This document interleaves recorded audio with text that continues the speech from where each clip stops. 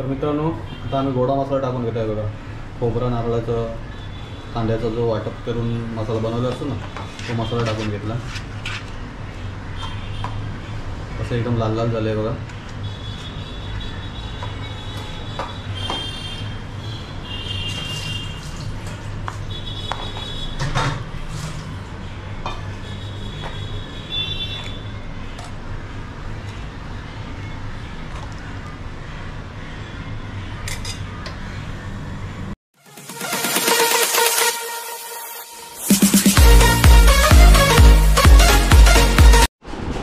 नमस्कार मित्रांनो, प्रशांत यूट्यूब चॅनलमध्ये तुमचं खूप खूप स्वागत आहे.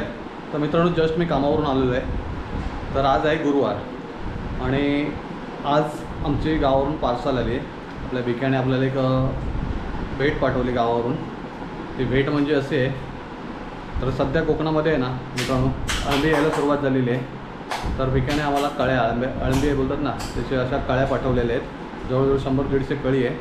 त्याची आज आपण रेसिपी बनवणार, अळंबीची भाजी बनवणार आहे आपण. तर भाजी आम्ही आमच्या कोकणी पद्धतीने कशी बनवतो ते आज आम्ही दाखवणार आहे तुम्हाला.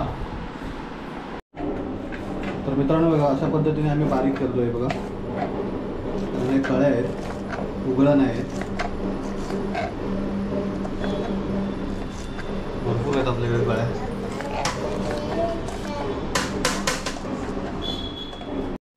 तर मित्रांनो, अळंब्याची भाजी म्हणजे आमच्यासाठी सोनं आहे. ॲक्च्युली काय, आता गावाला आहेत ना लोक, अळंबी यायला सुरुवात झाली आहे. सकाळ सकाळी बॅटरी घेऊन ना रानात अळंबी शोधायला जातात. तर मित्रांनो, आम्हाला अळंब्याचं नवं करायला भिकामुळे होते. कारण भिक्याने आम्हाला काल पार्सल जी केली आहे, ती पार्सल आमची सकाळी 3 वाजता आलेली आहे. आणि ती मला पार्सल आणायला पार छेडानगरला जावं लागलं. ज्या लक्झरीमध्ये पाठवलं होती पार्सल, ती लक्झरी आपलीकडे घाटकोपर विक्रोळी भांडूपपर्यंत नाही आली. तर मला त्याने कॉल केलं सकाळी 3 वाजता की तुमची पार्सल आहे, तुम्ही पार्सल छेडानगरला या आणि घेऊन जावा. तर पार मी सकाळी 3 वाजता उठलो. 3-3:15ला मला रिक्षा भेटली आणि मी छेडानगरला गेलो. त्यानंतर मला जी पार्सल घेतली आणि घरी आलो. तर मित्रांनो, अळंबी आहेत ना, ही जर उगाळलेली अळंबी असेल तर ते पार्सल येऊ शकत नाही. कारण त्याच्यामध्ये असे ना भुंगे वगैरे पडतात, किडे वगैरे पडतात. ते फुल होत झाल्यानंतर तर ते ताजं तिथेच काढून तिथेच आपण म्हणजे गावालाच बनवून खाऊ शकतो, पण मुंबईला पार्सल करू शकत नाही. जर कळ्या असतील तर ते मुंबईला पार्सल करू शकतो. तसंच विकाने आम्हाला कळ्या पाठवल्या, 100-150 कळ्या आहेत. मस्तपैकी आज आम्ही नवं करणार आहे. तर मित्रांनो, बारीक कापून घेतले ते बघा, एकदम बारीक चिरून घेतले. आता आम्ही कशी बनवतो आमच्या कोकणी पद्धतीने ती तुम्हाला आम्ही दाखवतो, अळंब्याची भाजी. तर मित्रांनो, गॅसवरती आम्ही कढई ठेवली आहे. कढईत तेल टाकलं आहे.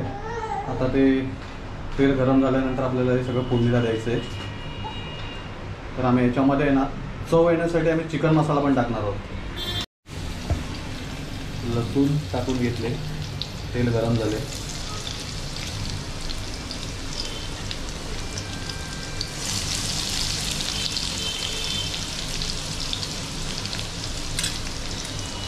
बघा, आम्ही आमच्या कोकणी पद्धतीने बनवतोय. तुम्हाला आवडलं तर नक्की आम्हाला कमेंट करा. आणि तुम्ही तुमच्या पद्धतीने कशी बनवतात ते पण आम्हाला कमेंट करून सांगा. आता कांदा टाकून घेतोय. कांदा आम्ही बारीक चिरून घेतलेला आहे.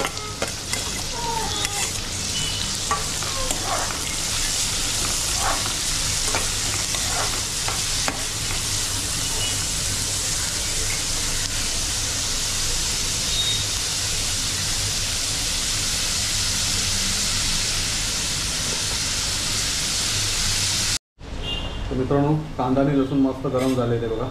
आता आम्ही हळद टाकून घेतोय, धण्याची पावडर, गरम मसाला आणि हा लाल मसाला, म्हणजे तिखट बोलतो आपण त्याला. ते तुमच्या पद्धतीने बनवायचं किती तिखट पाहिजे ते. आम्हाला जरा जास्त तिखट पाहिजे म्हणून आम्ही टाकलं.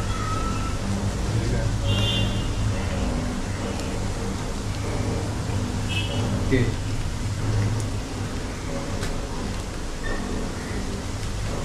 आम्ही आता हे जे वर टाकलं आहे ना, हे चिकन मसाला आहे.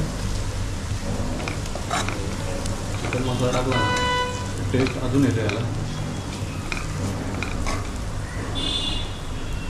ही कापलेली अळंबी टाकतो.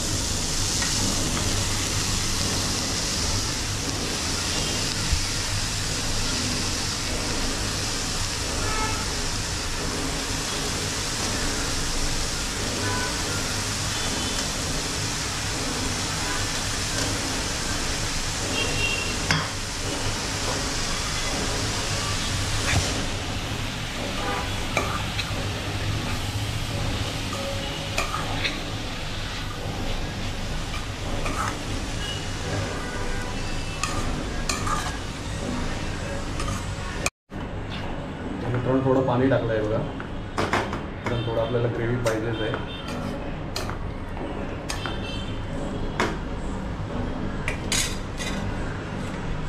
आता हे कोकम टाकलं आहे बघा, कारण कोकम ह्याच्यामध्ये जास्त लागतात.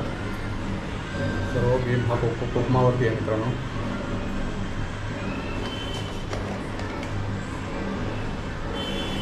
आणि हे मीठ तुमच्या चवीनुसार जसं तुम्हाला पाहिजे तेवढ्या पद्धतीने टाकून घ्यायचं.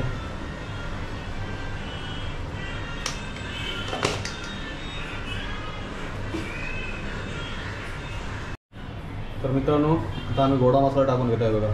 खोबरा नारळाचं कांद्याचा जो वाटप करून मसाला बनवला असतो ना, तो मसाला टाकून घेतला.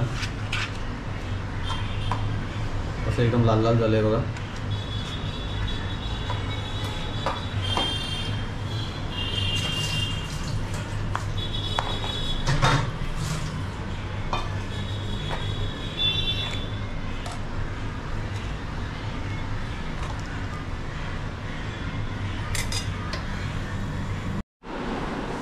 तर मित्रांनो ह्या अळंब्यांना ना काही ठिकाणी रोवणं पण बोलतात.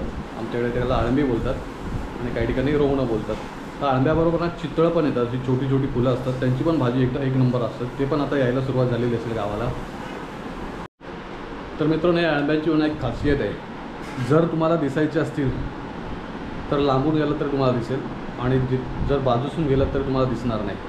अशी अळंब्याची एक खासियत आहे. म्हणजे तुम्ही जर बाजूला आहे त्या बोंबाड्याच्या आणि तिथे अळंबी आलेली असली तर ते तुम्हाला जर भेटायचे असतील आणि दिसायचे असतील तरच दिसतात, नाहीतर अजिबात दिसत नाही. म्हणजे तुम्ही निघून गेल्यानंतर दुसरा येऊन तो काढून जातो.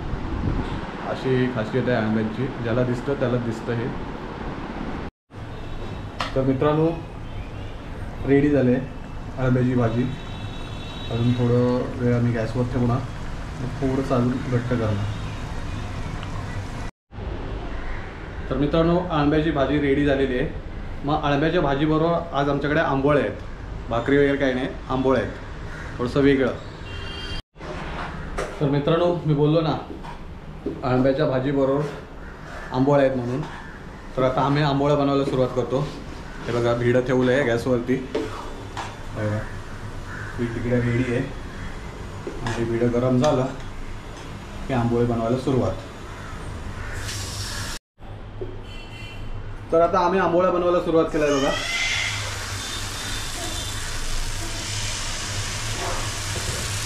एकदम मस्त गोल बनवत आहे बघा.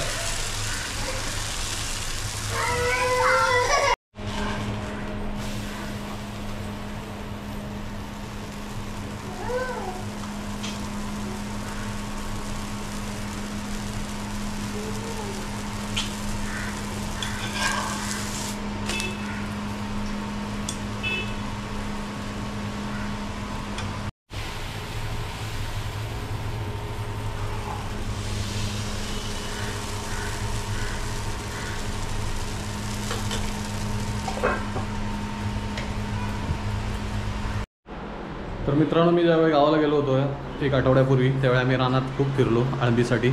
आम्हाला अळंबी काही भेटली नाही. आणि मी आल्यानंतर भिक्याला अळंबी भेटली, पण भिक्याने ती अळंबी मला मुंबईला पार्सल केली. तर मित्रांनो अळंब्याची भाजी आणि आंबोळी थोडंसं वेगळं कॉम्बिनेशन आहे. तर आता मी जेवायला बसलो आहे. आता मी तुम्हाला सांगतो आहे कसं झालं आहे ते.